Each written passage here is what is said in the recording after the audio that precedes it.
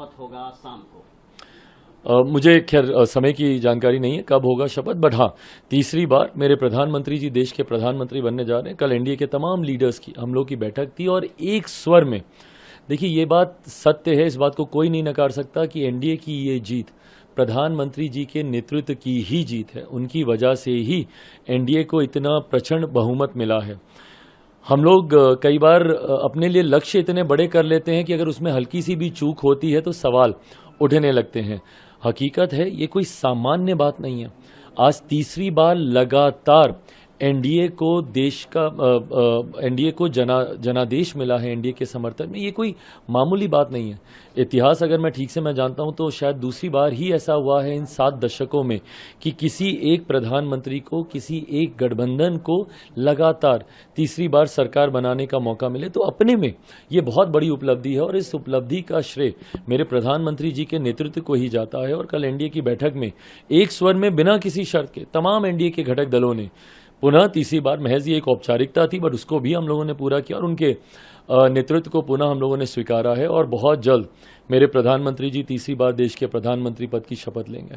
प्रधानमंत्री जी तीसरी बार प्रधानमंत्री पद की शपथ लेंगे। कहा जा रहा है कि हाजीपुर से सांसद, बिहार से चिराग पासवान भी कैबिनेट मिनिस्टर के तौर पर शपथ लेने जा रहे हैं। आप सब मेरा समर्पण मेरे प्रधानमंत्री जी के प्रति जानते हैं। जीवन के कठिन दौर में था, चुनाव प्रचार में था, किसी भी भूमिका में था, मेरा लक्ष्य स्पष्ट था। लक्ष्य मेरे प्रधानमंत्री जी को तीसरी बार देश का प्रधानमंत्री बनाना था। आज मेरे लिए सबसे बड़े उत्साह की बात यही है कि उस लक्ष्य को हम लोग पूरा करने जा रहे हैं। मेरे प्रधानमंत्री तीसरी बार देश के प्रधानमंत्री बनने जा रहे हैं। इस बात का उत्साह मुझ में, मेरे पार्टी के हर एक सांसद, हर एक नेता, हर एक कार्यकर्ता और एनडीए के हर एक कार्यकर्ता में इस बात का उत्साह है।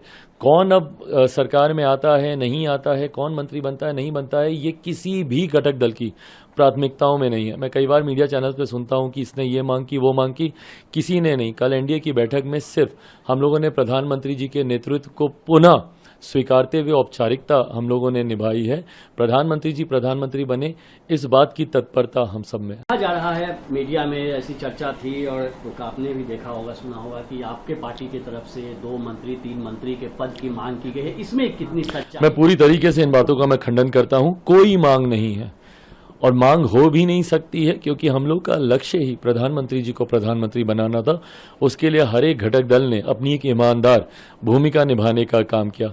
ये विशेषाधिकार पूर्णतः मेरे प्रधानमंत्री जी के पास ही है कि वो अपने मंत्रिमंडल में किसको जगह देते हैं, नहीं देते हैं। ऐसे में किसी घटक दल की कोई मांग नहीं है।